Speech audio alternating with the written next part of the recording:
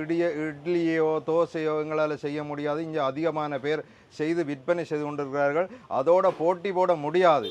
ஆகவே நாங்கள் ஒரு புதுசாக எங்களோட உணவொன்றை அறிமுகப்படுத்தலாம் என்றாக தான் புதிய ஒரு உணவை உற்பத்தி செய்து அறிமுகப்படுத்தி எங்களுக்கு ஒரு தனிப்பெயரை நாங்கள் எடுத்து இந்த வியாபாரத்தை கொண்டு செல்ல முடிந்தது. இங்கே ஒரு ஸ்ரீலங்கன் கடை எங்கள் வீட்டு பக்கத்துலேயே இருக்கும்போது ஒரு சந்தோஷம் தான்.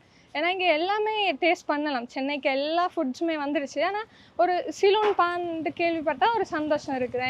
எங்களோட பான் இங்கேயும் இருக்குது, இங்கேயும் எல்லாம் வாங்கி சாப்பிட்றாங்க. அப்படி இலங்கையை பொறுத்தவரை நான் என்னுடைய கடைசி காலங்களில் வந்து ஒரு +2 கணித ஆசிரியராக இருந்தேன். நிறைய பிள்ளைகளுக்கு வந்து கல்வியை போட்டியிருந்தேன். ஒரு பெரிய ஒரு மரியாதையான காலகட்டத்தில் நான் வாழ்ந்துட்டு இருந்தேன். இங்கே வந்து அது எதுவுமே கிடையாது. அதிலிருந்து ஒரு மாறுபட்ட ஒரு சூழலுக்குள்ளே போய் அந்த மாறுபட்ட சூழலை கற்றுக்கொண்டு தான் இந்த வியாபாரத்தை செய்யுது.